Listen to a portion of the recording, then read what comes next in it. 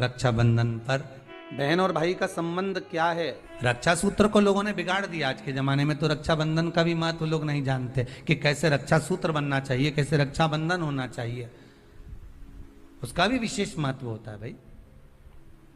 रक्षाबंधन की हार्दिक शुभकामनाएं। गुरु जी ने रक्षाबंधन पर कुछ ऐसी बातें बताई हैं जिन्हें हमें ध्यान हैं तो हमारा जो भाई बहन का रिश्ता अटूट बना रहता है।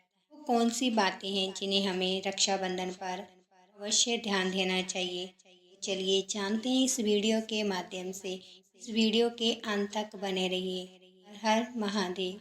हर हर महादेव। आता है, पर आपका जिस दिन दिल कर जाए और जिस दिन तुम्हारा मन दिल से भगवान शंकर की अविरल भक्ति की ओर जुड़ जाए, उस दिन श्री शिवाय नमस्तुभ्यम कहकर, ओम नमः शिवाय कहकर भगवान का नाम लेकर तुम कुछ भी काम करोगे वो सफलता ही देगा। कभी गलत कर्म नहीं आपको विघ्न की ओर नहीं पटकेगा, वो आपको तकलीफ की ओर नहीं पटकेगा। राखी पर रक्षा सूत्र बांध रहे हो, राखी पर राखी बंधवा रहे हो, श्री शिवाय नमस्तुभ्यम बोलकर बांधो तो बहन का भी कल्याण और भाई का भी कल्याण हो, बहन का भी कल्याण और भाई का भी कल्याण। इतनी सुंदर बात है। नारियल जो बहन भाई को देती है, श्रीफल हाथ भरा हुआ रखती है, भाई को बहन जब श्रीफल देती है तो भाई वही श्रीफल अपनी बहन को कुछ दक्षिणा अर्थात कुछ रुपया रखकर, कुछ भेंट रखकर, कुछ स्वरूप रखकर, जब बहन इतनी दूर से आई वही श्रीफल भाई फिर बहन को दे देता है, ये ले तू ले जा, तू रख ले। पर बहन उस श्रीफल को लेकर नहीं जाती है। बहन क्या कहती है, नहीं नहीं तुझे रखना पड़ेगा, तू रख। तो दो चीज में से जब श्रीफल भाई भेंट रख कर देता है अपनी बहन को, तो बहन श्रीफल वहीं भाई के घर छोड़ देती है, भेंट का कुछ भाग लेकर चल देती है। ये बहन का प्रभाव। और एक बात कहूंगा आज रक्षाबंधन पर, आपको अच्छी लगे तो आप स्वीकार करना, ना लगे तो आप छोड़ देना। वैसे भी सीहोर वाला महाराज ताड़ी तड़ी बोले ही बोले है, उसमें क्या दिक्कत? तो बोलने में तो कोई पीछे हटूंगा नहीं। एक निवेदन आप सबसे करूंगा, आपको अच्छा लगे अपने जीवन में उतारिएगा, ना लगे कोई बात नहीं, छोड़ दीजिएगा, पर उतारना जरूर। बहन से प्रॉपर्टी के चक्कर में कितना भी झगड़ा चल रहा हो, बहन का भाई से एक मकान के चक्कर में कितना भी झगड़ा चल रहा हो, संपदा के चक्कर में कितना भी झगड़ा चल रहा हो, तो भी निवेदन करूंगा, बहन और भाई तुम खूब लड़ो प्रॉपर्टी और जमीन के लिए, पर रक्षाबंधन के दिन कम से कम एक दूसरे के नहीं भी जाओ तो फोन लगाकर जीजी और बहन भाई से, भाई बहन से एक बार तो बात कर लो, क्योंकि धन अपनी जगह रह जाएगा साहब, वहां धन नहीं जाने वाला, आपका व्यवहार जाने वाला है, आपका प्रेम जाने वाला। माना उसने कुछ भी करा हो, अदालत में केस लगा दिया हो, 25 केस चल रहे हो अदालत में, 50 बार तुम्हें पेशी पर जाना पड़ रहा हो, 50 बार झगड़े हो गए, 50 बार तलवार लेकर खड़े हो गए, डंडे लेकर खड़े हो गए, एक दूसरे को मारने को तैयार हो गए, पर निवेदन है एक माता के गर्भ से तुम जन्मे हो, कम से कम उस माता के दूध का फर्ज अदा करो। और एक बार कितना भी झगड़ा हुआ हो, इस आस्था चैनल के माध्यम से आज रक्षाबंधन के दिन भले राखी बंधवाओ मत बंधवाओ, पर एक फोन लगाकर तो पूछ लो, जीजी कैसी है, कब आएगी बता। या बहन भाई को कह दे रे कैसा है, भूल गया क्या मुझे, भाई भी कह दे। लड़ाई की बात मत करना, आज के दिन बस प्रेम की बात करना कि कम से कम बहन का फोन तो आया। मेरा मन कहता है, मेरा दिल कहता है कि शायद दिवाली पर जितनी आतिशबाजी नहीं हुई होगी उतनी आतिशबाजी आपके दिल में होगी, कि जिससे केस चल रहा है वो फोन लगाकर पूछ रहा है कि भाई ने पूछा बहन से, बहन ने पूछा भाई से, कैसे हो, भाभी से बात कर लो, थोड़ा बच्चों से बात कर लो। माना अदालत में देखा जाएगा, लड़ाई झगड़े सब होंगे, सब कुछ होगा, कौरव और पांडवों की कथा तो देखो रे कितनी सुंदर है,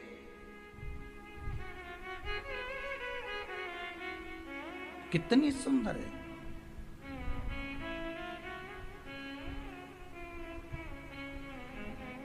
पांडवों की बहन सुभद्रा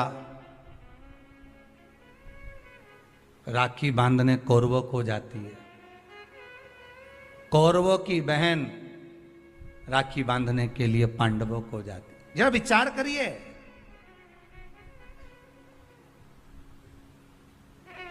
क्या युद्ध के मैदान में लड़े नहीं? क्या युद्ध के मैदान में मरे नहीं? युद्ध अपनी जगह पर है। एक फोन रक्षाबंधन के पहले अपनी अपनी ननंद के पास जरूर लगाओ और फोन लगाकर बोलो, जीजी कब आएगी तू? सुन, साड़ी माड़ी लेकर मत आना, या अलमारी भरी पड़ी है, मेरी साड़ियां पहन लेना। क्यों? किस लिए? कारण क्या है? क्यों? हर हर महादेव। माता लक्ष्मी जी ने जाकर राजा बलि की धर्म पत्नी के वस्त्र को क्यों लिया था? लक्ष्मी जी के भाई हैं राजा बलि, क्यों लिया? ऐसा वस्त्र में क्या था? क्यों कहा जाता है जीजी मेरी साड़ी पहन लो? क्यों भाभी कहती है ननंद से, लो मेरी साड़ी पहन लो, लो मेरी साड़ी पहन लो? क्यों कहती है? 3 काल को हरने वाले होते हैं। पहले नंबर पर संत, ब्राह्मण, साधुजन, गुरुजन जब तुम्हारे दरवाजे पर आते हैं तुम्हारा काल हर लेते हैं। दूसरे नंबर पर है गौ माता। गाय को जब हम रोटी देते हैं गौ माता हमारे काल को हर लेती है। तीसरे नंबर पर है बहन बेटी, जब हमारे यहाँ आती है और हम कह देते हैं जीजी ये मेरी साड़ी है पहन लो, घर से साड़ी लेकर मत आना, जब हम उसको साड़ी को दे देते हैं तो एक ननन बहन बेटी ऐसी होती है जो अपने भाई के घर के काल को भी हर लेती है, वो बहन बेटी होती है।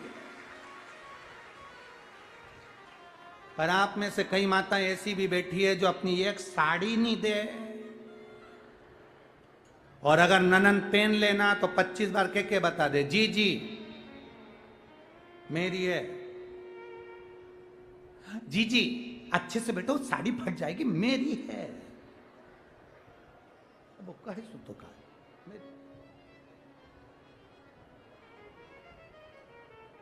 करो तैयारी, अपने अपनी नंदों को, अपनी अपनी बहन बेटी को रक्षाबंधन से पहले एक फोन लगाकर कहना जीजी तेरी याद आ रही है, आजा जरा जल्दी आना, 2 दिन पहले आना, अपने बच्चों को लेकर आना और हमारे घर का भंडार भर कर जाना। तेरे आने से हमारा भंडार भरा है, तेरे आने से हमारा भंडार। वाह,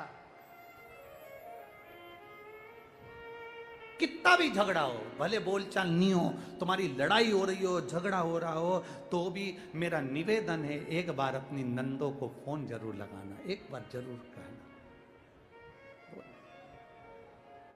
भी फीके हो गए, इतना फीका कर दिया विरोधियों ने, इतना फीका कर दिया विधर्मियों ने कि जब देखो जब त्योहार आता है और ये अपनी चाल चलना प्रारंभ कर देते हैं। मावा नकली है, दूध नकली है, मावा नकली है, दूध नकली है, और इनकी निगाह में वो चॉकलेट असली है। घर के पकवान नकली, घर का भोजन नकली, भारत की भूमि पर बनने वाला पकवान गुलाब जामुन, इमरती, भजिया, पकोड़ा, खोपरा पाक, अपने घर में बनने वाला गुजिया, पपड़िया सब नकली है।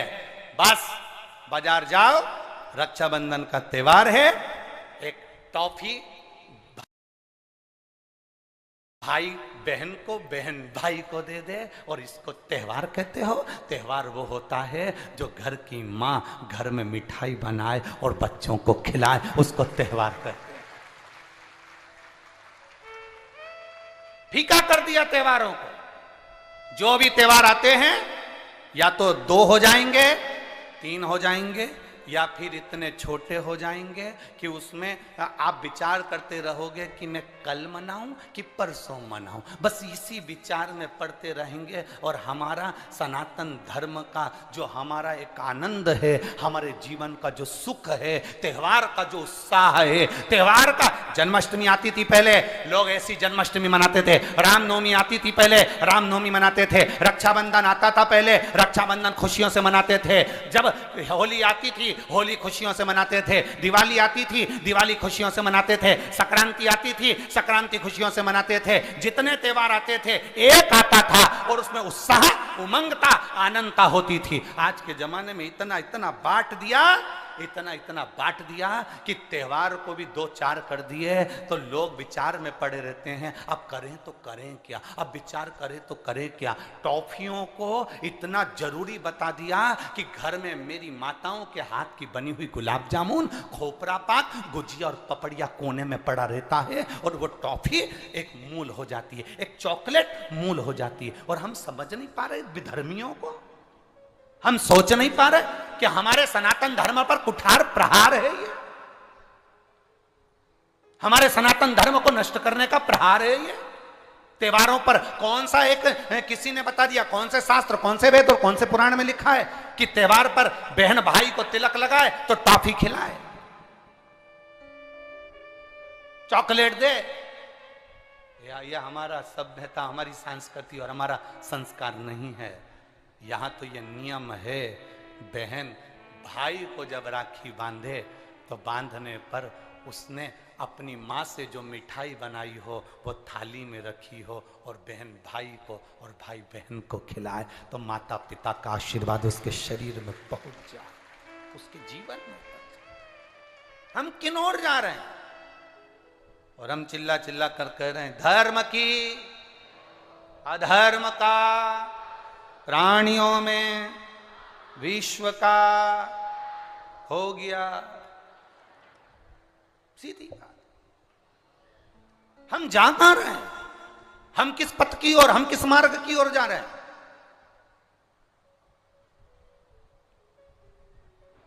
भ्रम में पड़ गया, विचारों में पड़ गया, हम भ्रमित हो रहे हैं, भ्रमित। हर हर एक ने कह दिया, सियोर वाला महाराज कहता है शंकर जी पे चढ़ा हुआ जल पीना चाहिए, सियोर वाले महाराज कहते हैं बेलपत्री चढ़ी हुई खाना चाहिए। फिर कहीं का आ गया जिसको सियोर वाले महाराज का विरोध करना था, उसने कह दिया ना जल पियो ना बेलपत्री खाओ, नहीं तो तुम्हारा जीवन ऐसा हो जाएगा। ये विरोध शास्त्र का नहीं है, ये सियोर वाले महाराज का है कि इन्होंने अगर बोला है तो उसका विरोध करना, इन्होंने बोला दुर्वा चढ़ाओ उसका विरोध करना, इन्होंने बोला चावल चढ़ाओ इसका विरोध करना। और दुनिया के लोग उनके झाले में पड़ जाते हैं। हमारा नियम निवेदन है, ना तुम सीहोर वालों की मानो ना तुम किसी की मानो। गीता प्रेस गोरखपुर की शिव पुराण बाजार से लेकर आओ, उसको दिल से धीरे धीरे पढ़ो, उसमें सब मिल जाएगा तुमको जो सीहोर वाला अपनी व्यासपीठ से बोलता है। ब्राह्मण, साधु, संत और बहन बेटी, ये 3 काल का हरण करती है, इसलिए इन तीनों की महत्वता। जब ये राखी जो बनती है ना, ये रक्षा सूत्र जो तुमने बांधा है, जो मोली जो बांधते हैं, कलेवा जो बांधते हैं, ये रक्षा सूत्र बहुत दिन तक जब बंधा रहता है, बंधा रहता है, बंधा रहता है, पूरा समय 8 महीने, 9 महीने, 6 महीने, 4 महीने, 3 महीने, जितना भी आप लोग बांध कर रखते हैं, जितना भी 8 दिन, 15 दिन, 20 दिन, जब तक आप बांध कर रखते हैं, उसके बाद में इसको खोलने के बाद कहाँ डाला जाता है?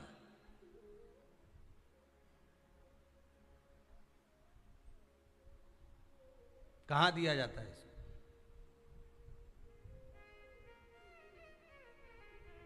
वो रक्षा सूत्र को कहां डाला जाता है? तो कहते हैं जिस स्थान पर गाय को बांधा जाता है, जिस स्थान पर गाय को बांधा जाता है, उस स्थान पर इस रक्षा सूत्र को ले जाकर एक और किसी भी खूंटे से गाय के, या गाय का जो ग्वाड़ा होता है, गाय जहाँ बंधती है उस स्थान पर कोई कील लगी हो, कोई खूंटा लगा हो, उससे इस रक्षा सूत्र को खोलकर बाद में बांध दिया जाता, वहां रख दिया जाता। क्यों, किस लिए रखते हैं, क्यों जोड़ा गया इसको? हिंदू धर्म में रक्षा सूत्र को गाय से क्यों जोड़ा गया? उसका कारण केवल इतना है कि गौ माता, जब तक आपने रक्षा सूत्र बांधा, इसके बाद रक्षा सूत्र आपने अगर गौ माता के उस ग्वाड़े में कहीं ले जाकर बांध दिया है, दे दिया है, रख दिया है, 33 कोटि देवता गौ माता के भीतर विराजमान होते हैं, 33 कोटि देवता गौ माता के भीतर रहते हैं। और केवल ये जो ये गाय जहां बंधती है, गौशाला जो होती है ना, गाय जहां बनती है, जहां पर गौ माता निवास करती है, हम तो कहते हैं लोग वृंदावन किससे मिलने जाते हैं? जम के बोलिए जरा। भगवान कृष्ण से, ठीक है। और भगवान कृष्ण किसको चराने जाते हैं? गौ माता। मतलब तुम कृष्ण जी के पीछे और कृष्ण जी गौ माता के पीछे। क्यों? तो उसका सीधा सीधा प्रसंग है कि गाय के ग्वाड़े में, गाय के उस आंगन में, गौशाला आदि आदि में जहां गाय बनती है, उस जगह पर अगर आपने रक्षा सूत्र बाद में बंधने के बाद 8-15 दिन, महीने बाद, 2 महीने, 4 महीने, 6 महीने, 8 महीने के बाद में आपने वहां बांध दिया, रख दिया, तो जिसके हाथ में बंधा होता है उसकी रक्षा स्वयं गौ माता में विराजमान 33 कोटि देवता करते हैं। उसकी रक्षा का सूत्र फिर वो संभालते हैं, फिर वो आपके नहीं, फिर वो संभाले। कोई बड़ा काल आ रहा है, कोई बड़ा एक्सीडेंट होने वाला है, कोई ग्रह बेकार हो गया, उसको फिर संभालेगा कौन? वही गौ माता। गाय, बेटी और संत, ब्राह्मण, साधु, सन्यासी, तपस्वी, साधक, उपासक ये संभाल लेते, ये संभाल।